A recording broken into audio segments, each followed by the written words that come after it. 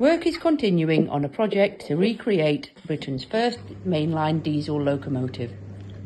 And this is where the magic is happening. A workshop in the town of Wirksworth in Derbyshire. The LMS 10,000 project has made good progress so far. A Class 58 was bought to donate its chassis. So cabs have been removed and one of the cabs is being used as a gate guardian for the Centenary works. 2 EM2 bogies have been acquired and 2 power units have been obtained.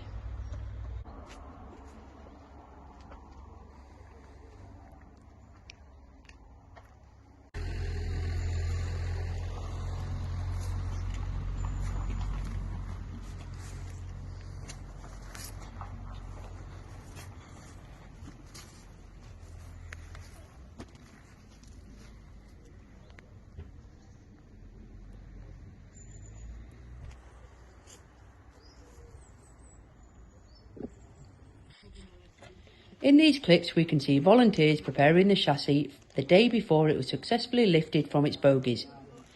This was another big step forward for the ambitious plan. The EM2 bogies can now be fitted to the chassis. The new loco won't be exactly the same as the original, but it will look and sound the same.